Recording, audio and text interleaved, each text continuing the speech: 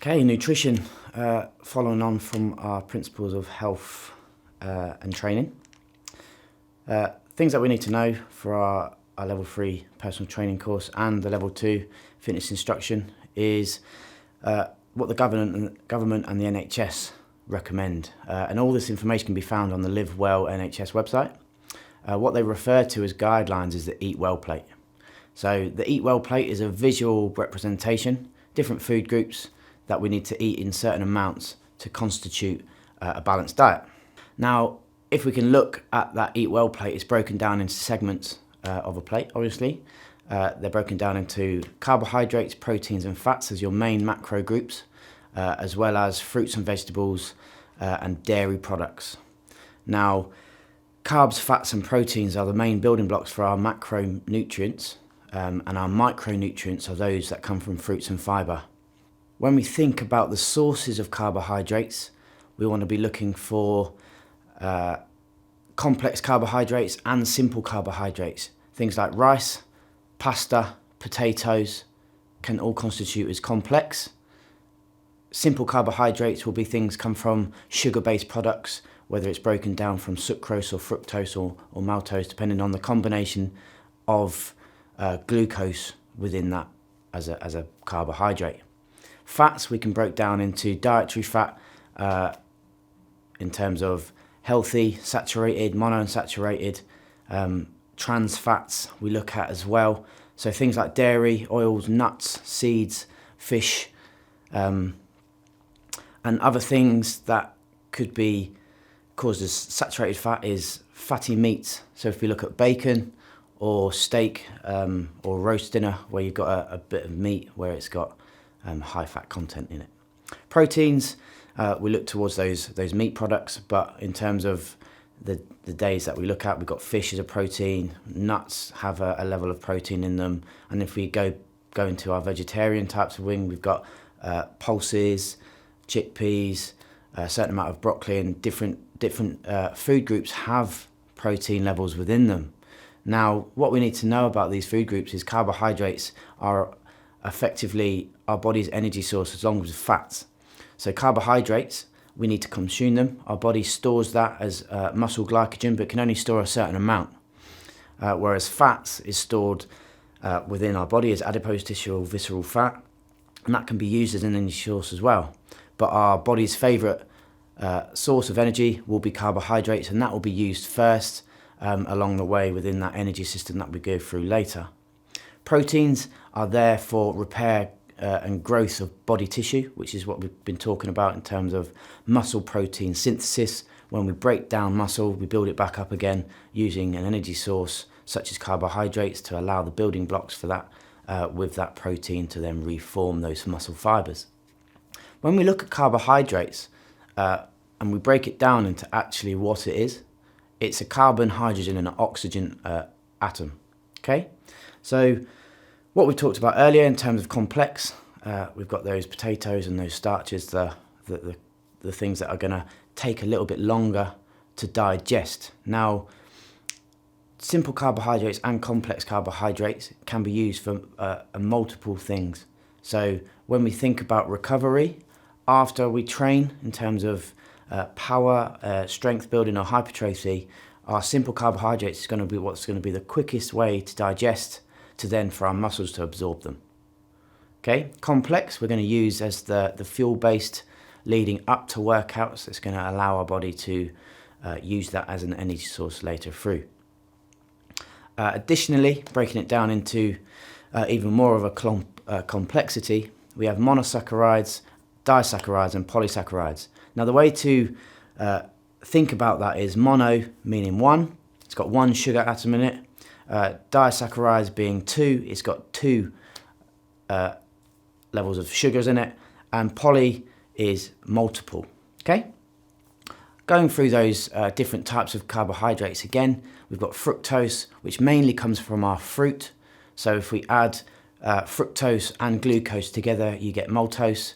Then you've got your glucose as a whole, glycogen, which can be digested, which a lot of these fibre sources get digested and created into glycogen to be stored within the muscles and the liver, depending on which source it comes from. Starch, galactose, which is actually glucose and lactose itself, sucrose, and fibre. Okay, so if we go into our other macronutrient, which is fats, we talk about this. What we need to know about fats is it's two forms, saturated and unsaturated. Now, saturated is those fats that we can recognise that are solid at room temperature, and when you heat them up, they become a liquid. So if you cook a lot of pork or high fat concentrated meats, once you cook it down, it will turn into a liquid. Whereas if you then take it off the pan and you leave it to cool, come back to room temperature, it's going to get a layer of fat over the top, which is then called your saturated fat. So it's the same thing. It's not a healthy fat. So if you think about when you digest that, your internal digestive system is going to keep it slightly above room temperature, but it's going to affect the way we digest foods. Other saturated fats could include butter, lard, cheese, and some creams. So a lot of base things come from dairy products and animals. Our other section is unsaturated, and we look at unsaturated being poly, mono, whereas our fat concentration are from a multiple with poly, and mono being one, which is a saccharide. Things like nuts, fish, and seeds, we can get that from, and these are healthy versions of fat which we want to be including in our diet. We want to include fats in our diet, and we don't want to victimize them or look at them in a negative mindset, because fat is for function. So fats, they regulate your hormones. You need those fats in your diet to regulate your thyroid hormones. Women need that for their menstrual cycle, and we look at how that is used to regulate all of those hormones, whether it's cortisol as well, and we go from there. Okay, so if we break from macronutrients and we go into micronutrients, which is basically our vitamins and minerals. So vitamins, we look at vitamin A, vitamin D, E, K. Vitamin D, obviously being from the sun and the sunlight, whereas depending on where you are, if you're in a climate where it's not so sunny, you're going to have to supplement that. You're not going to be able to get that through natural sunlight. You're going to have to either take a pill form supplement or a liquid supplement to get that vitamin D. Vitamin A, E and K, you can always get from food, K being from kiwis and bananas along with potassium. So a lot of the time you're going to ingest those vitamins. If we look through minerals, we're going to have things that are very similar to vitamins, but they come from like calcium, iron, iodine, and your body needs those to be able to then digest and create those enzymes with your body's regulational systems. If we become deficient in any of these vitamins and minerals, it can affect the way our body works. So things like bone mineral density, we can have osteoporosis, things that can happen with our dietary system. We can get GI tract infections, disturbances, can cause sudden weight loss or weight gain depending on if you're deficient in vitamin B, you're not going to be able to digest and absorb different forms of fats. So then you're going to be deficient in that source of a macronutrient. So we need to be able to get these vitamins and minerals within our diet. Now, another important factor about consuming food is our fibre base. Now, fibre is a complicated topic, because if we think about fibre, we think we need that to aid our digestion. It forms plant cells. It's formed from plant cells. And when you break down that plant cell in terms of the outer structure of a fruit, say an apple, the structure of it is what would be caused of the fibre, and your body needs to break that down. And it helps with the digestion of it within your system. If you put those fruits into a smoothie and you blend it up, now you're going to break down the structure of that fruit as a whole, and it becomes a lot less fibre, because your body doesn't need to digest it anymore, because the blender has done that process for you. What you'll get instead is you'll just get the fructose and the sucrose within the fruit as calories, as a carbohydrate, as a simple carbohydrate, instead of just being fibre, fructose and sucrose all in one. So if we're moving on and we go from what we term as solid foods and we go into hydration, in terms of the liquids that come into our body. Hydration is important because 60% of our body is made of liquids. Okay, so when we think about keeping our hydration levels up, if you lose 1% of the level of liquid in your body, you can become severely dehydrated, and it can cause multiple implications for your health.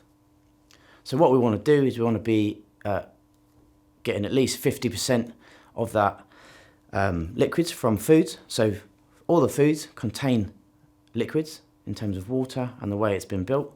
And then we want to be getting a certain amount of hydration in terms of H2O on board to aid the increase of fluids, because over a natural process, we lose hydration from sweat when we use the toilet.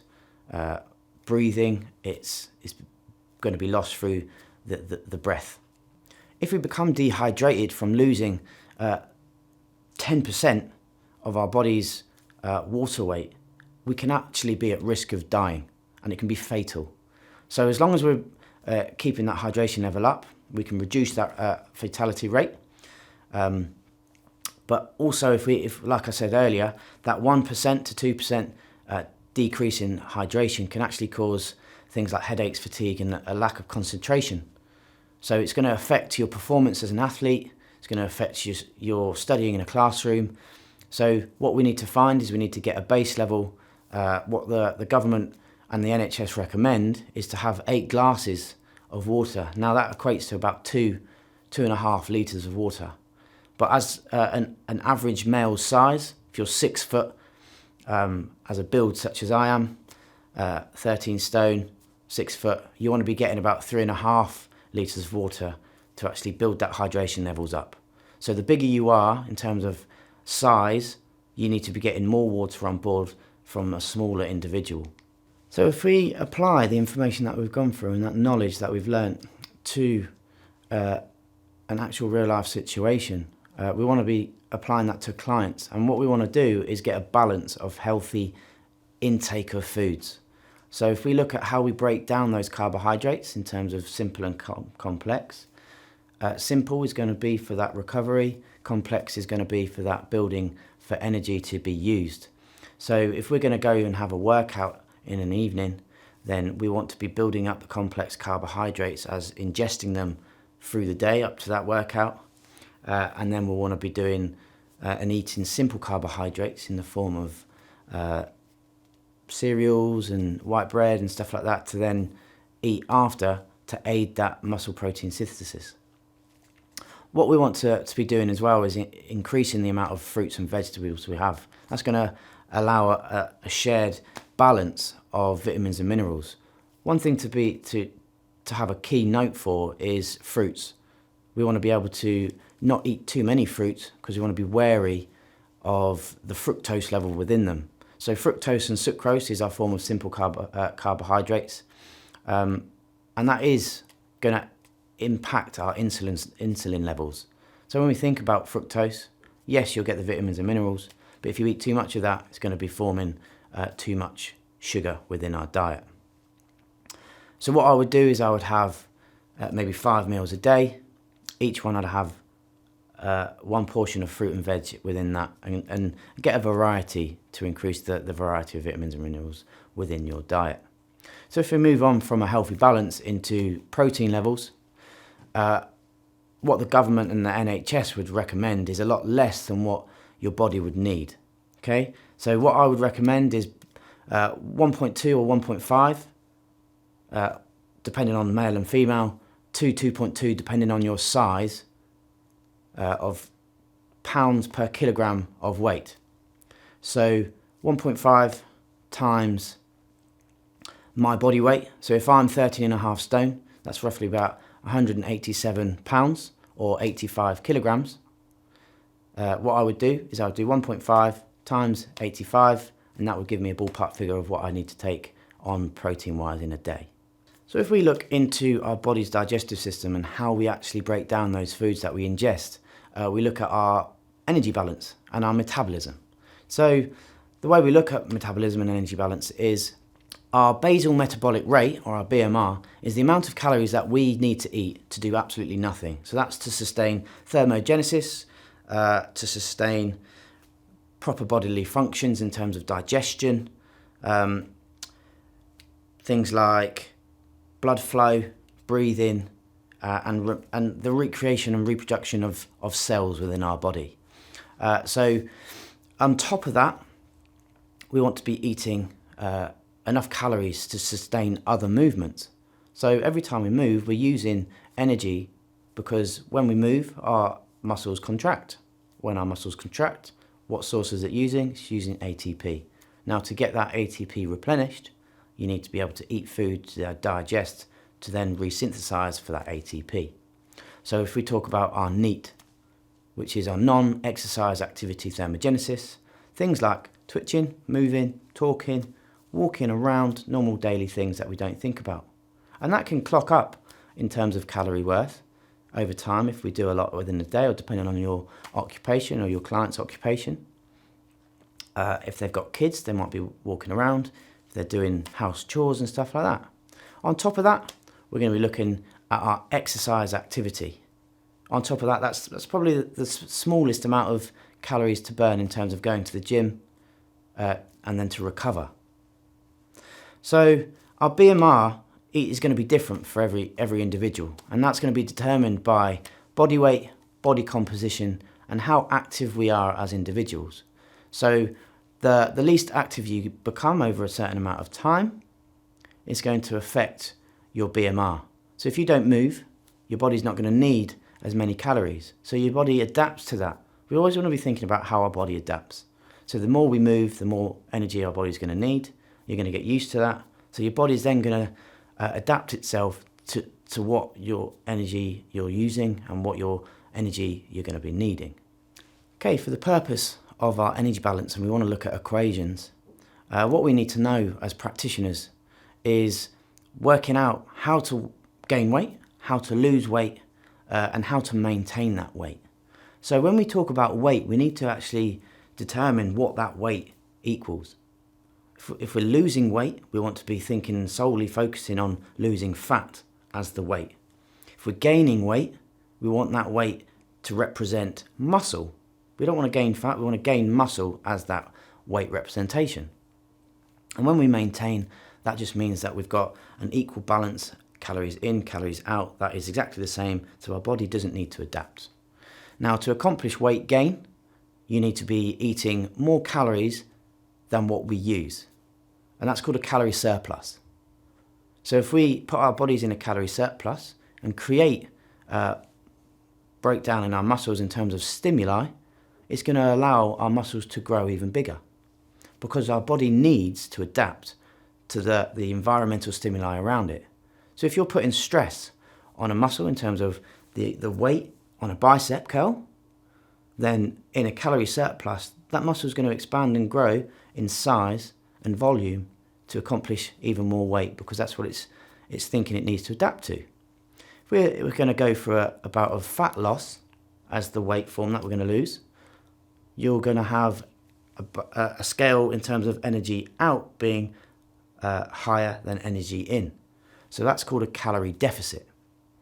Now, for us and our human bodies to calculate how much weight to lose within a certain period of time, we need to look at how much 1 pound of fat actually weighs in terms of calorie. 1 pound of fat within visceral adipose stored fats is equals to 3,500 calories. Now, the best form of doing that is if you think about a whole week, you've got 7 days.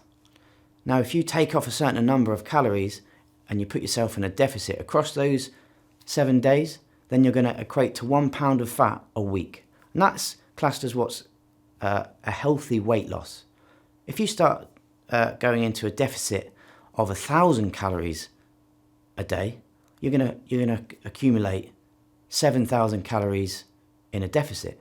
Now that might lose about 2.5 pounds or 2.6, 2.7, depending on your size and shape and where your training volume is. But what that's going to have, it's going to have an adverse effect on your body's digestive system, its hormone regulation, and then that's going to then really affect energy availability. So when we think about energy availability, it's what's called low energy availability and high energy availability. And what we want to avoid is if we don't eat enough calories over a certain amount of time, it's going to affect our body's ability to sustain natural bodily systems. And if we move on to, if we go through that bout of low energy availability or poor nutrition, whether we're deficient in nutrients or we're not getting enough overall macronutrients to form those calories, it's going to cause things such as hypertension, coronary heart disease, issues in terms of bone formation. Our bones are going to become weaker over time. So when you get older, the longer you live, you're going to be at a higher risk of a lot more injuries and illnesses. On top of that, if you're an athlete, if you're in a low energy availability, say if you're a boxer, what they're going to do is they're going to try and lose weight for that to go on the scales in terms of what they do. Same with long distance runners. They want to be able to weigh the least, because if they're transporting that weight for a long period of time, it's going to be taxing on themselves, their joints. So they're trying to reduce that. But what they do is they put themselves in low energy availability, which can cause multiple issues like we've just talked about.